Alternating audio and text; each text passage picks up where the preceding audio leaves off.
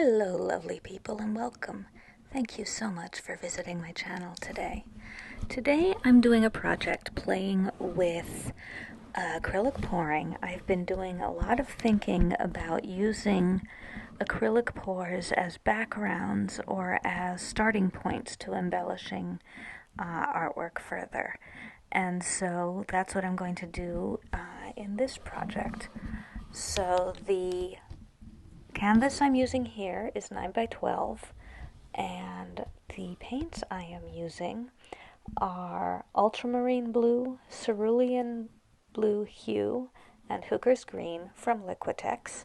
And then I'm using Iridescent bright gold from Goldens and titanium white from Goldens. And with the titanium white, I've mixed in a little bit of Satin Enamel from DecoArts to make it a little blendier for that particular one, like a cloudy effect. All of my paints are diluted with Floetrol, roughly 2 or 3 to 1. I had a little less Floetrol in the gold because it started out as a little more liquid. The others are all heavy body paints, so they need a little bit more Floetrol, and a little bit of water in each to thin it up just a tiny bit more.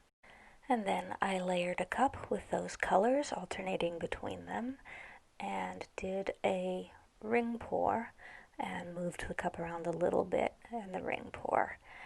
And then I took my leftover paints and just put them down on the canvas to help the paint travel, although it didn't really need that much help. And then I took and I tilted the paint so that it ran over the various corners. And you can already see that the satin enamel in the white is making that have an interesting effect. I really like it. So I moved the paint around, made sure I covered all the edges, and then tilted it a little more off that one side to get a composition that I liked. Stared at it a little bit to decide if I really liked it, and yeah, I kind of like the way this is working out.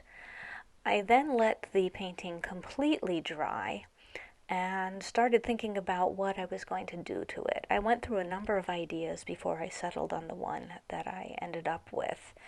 I thought about some kind of obvious standard things like making a porthole looking out, since it looks relatively underwatery.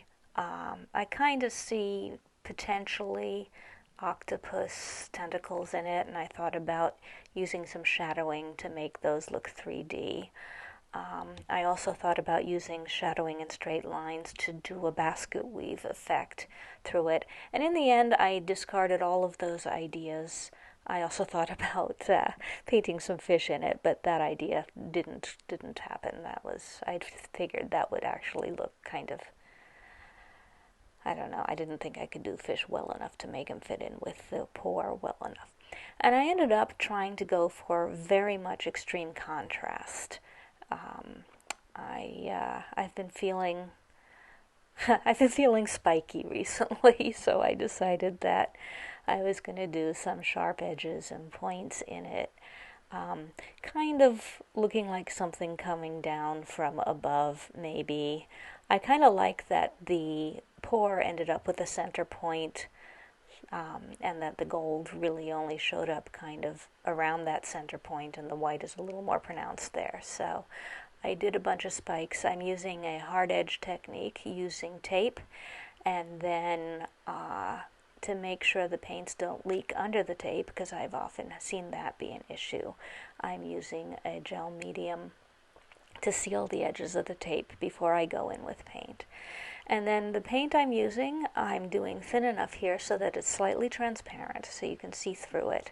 And as I'm building up the layers of spikes, I'm going a little bit more opaque. So the final layer will be the most opaque, and I do think that that will give it a good feeling of depth and levels that I was kind of hoping for.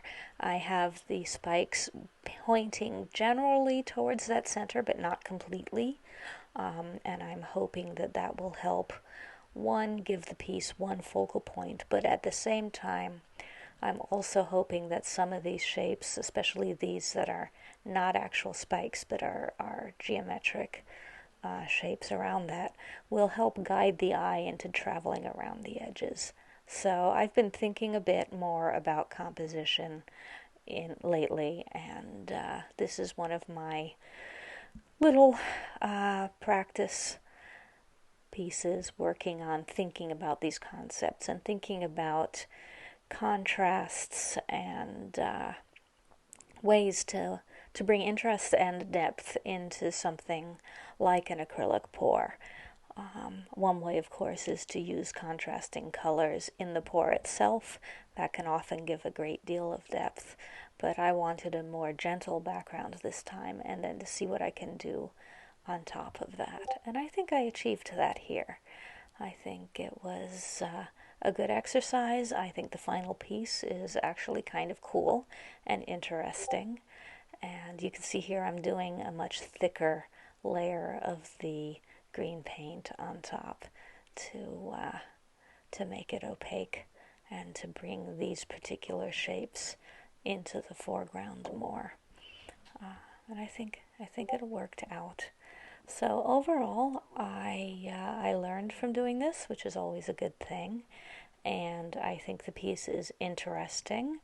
I do think the pour could have stood on its own and been a nice piece, and it would have had a much different feeling. It would have been much more of a kind of soothing, serene kind of feel, and by adding the layers of paint, the hard edges and spikes on top of it, I've very much changed the feel of the piece, and I feel like it's a lot more ominous. But as I said, I've been feeling spiky lately.